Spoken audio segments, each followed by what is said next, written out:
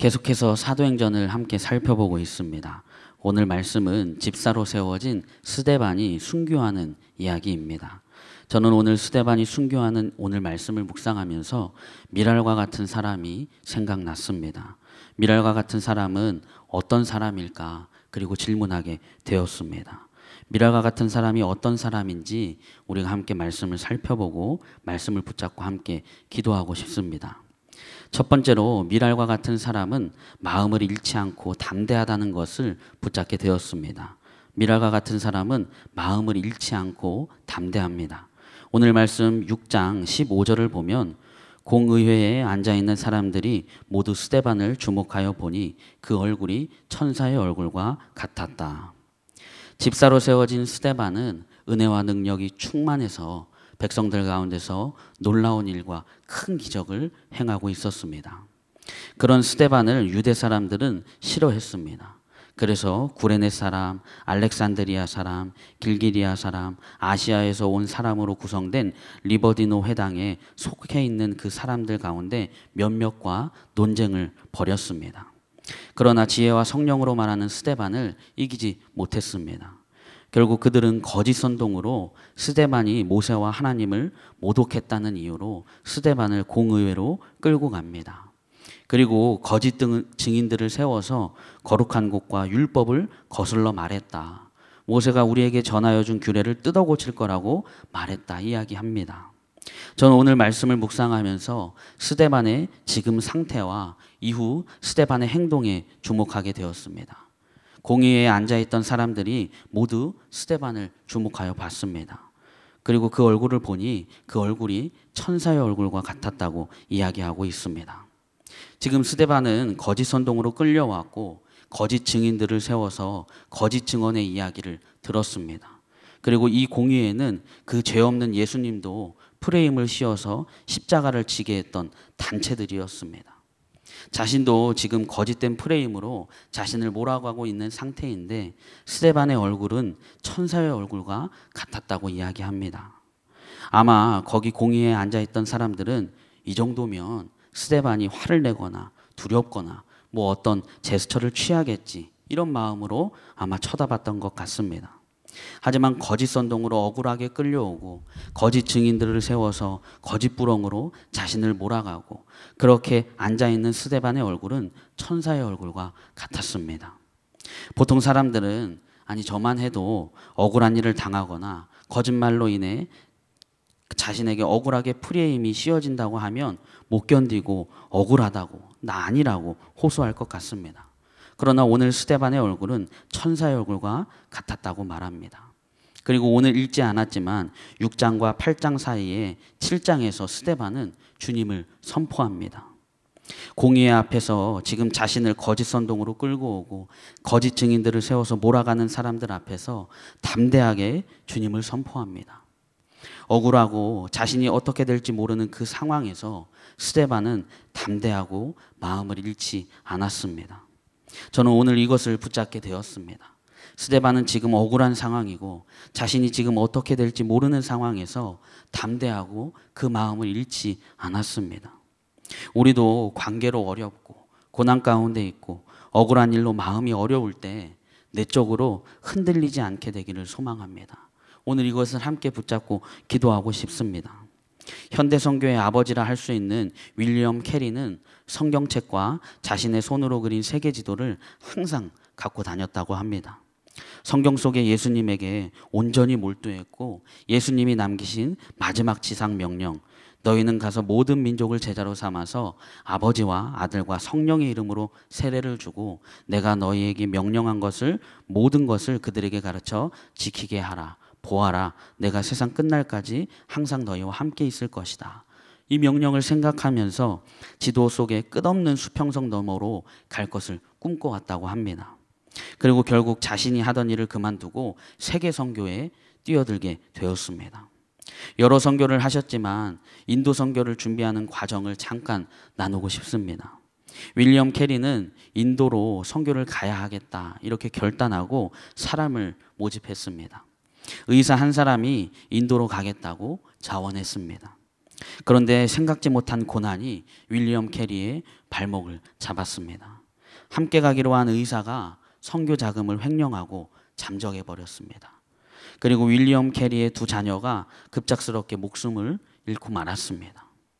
배신감으로 인한 상처가 아물기도 전에 자녀를 잃은 슬픔으로 윌리엄 캐리는 흔들리고 선교를 포기할 법도 했습니다.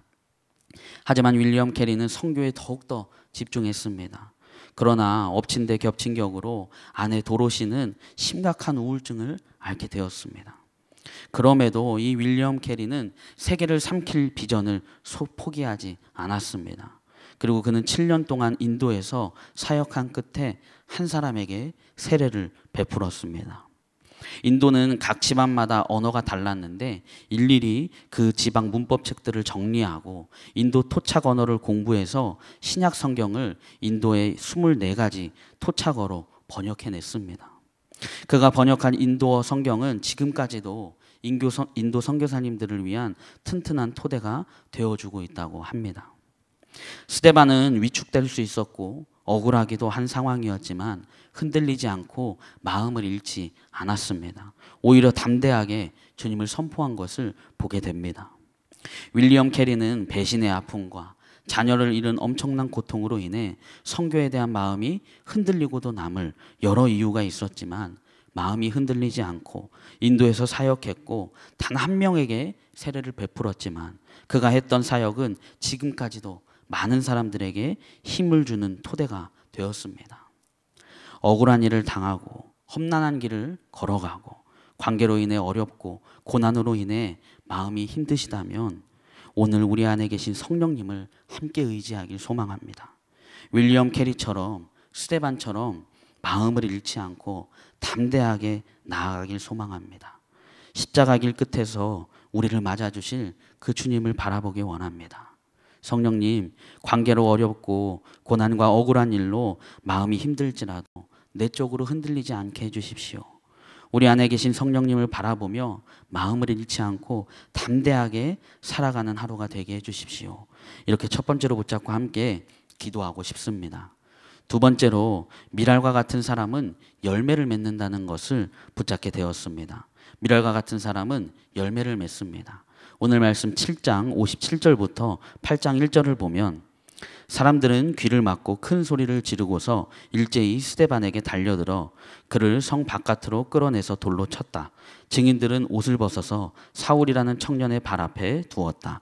사람들이 스데반을 돌로 칠 때에 스데반은 주 예수님 내 영혼을 받아주십시오 하고 부르짖었다. 그리고 무릎을 꿇고서 큰 소리로 주님 이 죄를 저 사람들에게 돌리지 마십시오 하고 외쳤다. 이 말을 하고 스데반은 잠들었다. 사울은 스데반이 죽임당한 것을 마땅하게 여겼다. 거짓 선동으로 억울하게 끌려간 스데반은 거짓 증인들과 증언들을 들었지만 그 마음을 잃지 않고 오히려 담대하게 주님을 선포했습니다. 스데반의 설교를 들은 사람들은 오히려 더 격분해서 스데반에게 이를 갈았습니다. 그때 스데반은 성령이 충만하여 하늘을 보게 됩니다. 그리고 하나님의 영광이 보이고 예수님께서 하나님의 오른쪽에 서 계신 것을 보게 됩니다. 스데반은 하늘이 열려 있고 하나님의 오른쪽에 인자가 서 계신 것이 보입니다 하고 말했습니다. 이것을 들은 사람들은 귀를 막고 큰 소리를 지르면서 스데반에게 달려들었고 성 바깥으로 끌어내서 돌로 쳐서 죽였습니다. 저는 오늘 말씀을 묵상하면서 이런 비참한 죽음이 어디 있나 생각하게 되었습니다. 집사로 세워져서 놀라운 기적을 행하며 주님의 이름을 담대하게 선포했는데 돌아온 것은 비참한 죽음이었습니다. 세상이 보기엔 실패한 것 같습니다. 실제로 이 스데반의 순교 사건을 계기로 예루살렘에 있었던 그 사랑 공동체이자 똘똘 뭉쳤던 그 공동체가 뿔뿔이 흩어지게 되었습니다. 그러나 스데반의 순교는 우리가 다들 알고 있듯이 엄청난 열매를 맺는 사건이었습니다. 스데반의 순교로 예루살렘에 있었던 예수님의 이름을 부르는 자들이 유럽 전역으로 곳곳으로 퍼져나가게 됩니다. 그리고 그곳에 숨어 있는 것이 아니라 주님의 이름을 선포하고 복음을 전했습니다. 그곳에서 또 다른 공동체를 만들었고 그 공동체가 나중에 교회가 되었습니다. 오늘 말씀에 스데반을 돌로 쳐 죽일 때 사람들이 겉옷을 어떤 사람 앞에 두었습니다. 사람들이 스데반을 돌로 잘 쳐서 죽일 수 있도록 옷을 맡아주고 있었던 사람이 있었습니다. 바로 사울입니다. 이 사울도 스데반의 순교 사건을 계기로 더욱더 예수님의 이름을 부르는 자들을 잡고 핍박하고 죽이는 일에 선봉장으로 살았습니다. 스데반의 순교 사건으로 예루살렘에 있었던 예수님을 믿는 사람들이 유대와 다른 지방 곳곳으로 도망치니까 이 사울이 대제사장에게 공문을 받아서 다마스쿠스로 가다가 주님을 만나게 됩니다. 그리고 변화하게 됩니다.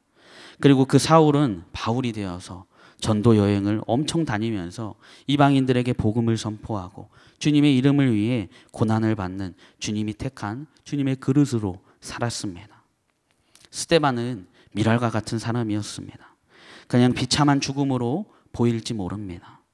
하지만 스데반이 심겨짐으로 인해 유럽 전역에 주님의 이름이 선포되어지는 계기가 되었고, 예수님을 믿는 자들을 핍박하던 사울은 이 사건을 계기로 나중에 예수님께 사로잡힌 자가 되었습니다. 오늘 우리도 말씀을 의지해서 미랄과 같은 사람이 되길 소망합니다. 순교하자, 돌에 맞아 죽자, 주님의 이름을 선포하다가 욕먹고 죽자, 이런 이야기가 아닙니다. 미랄은 씨앗입니다. 어떤 일에 씨앗이 심겨지고 그것이 자라는 것이 미랄입니다. 우리가 오늘 그 미랄과 같은 사람이 되길 소망합니다. 주님의 일에 씨앗으로 심겨지는 사람이 되길 소망합니다. 서울 합정동 한국기독교 선교기념관, 대한민국을 복음의 땅끝으로 알고 찾아왔다가 숨진 10개국의 395명의 선교사님들이 묻힌 곳입니다. 양화진으로 알려지고 있습니다.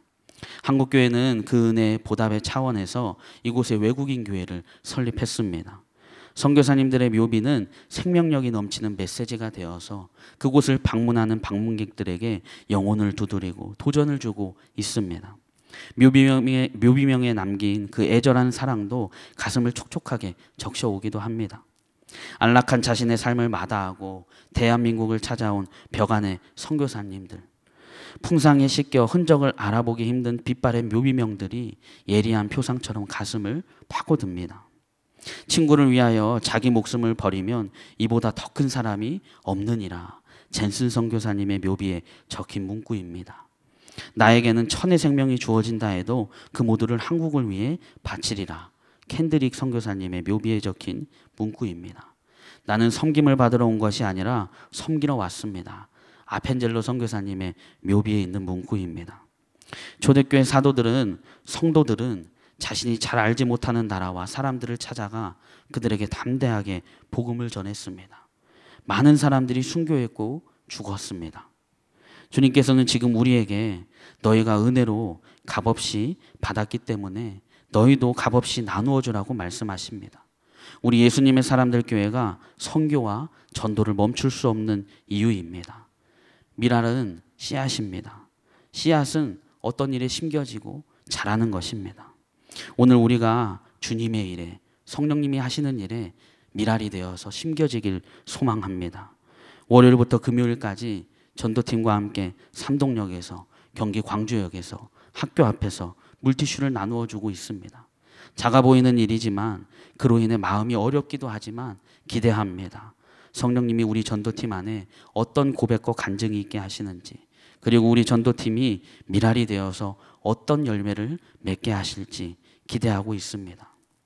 열매 맺는 미랄과 같은 사람으로 살아가길 소망합니다. 그런 우리 예수님의 사람들이 되길 축복합니다. 성령님, 작아 보이는 미랄이 되어서 성령님께서 열매 맺어 가시는 일에 우리를 사용해 주십시오. 이렇게 두 번째로 붙잡고 함께 기도하고 싶습니다. 오늘 두 가지를 나누었습니다.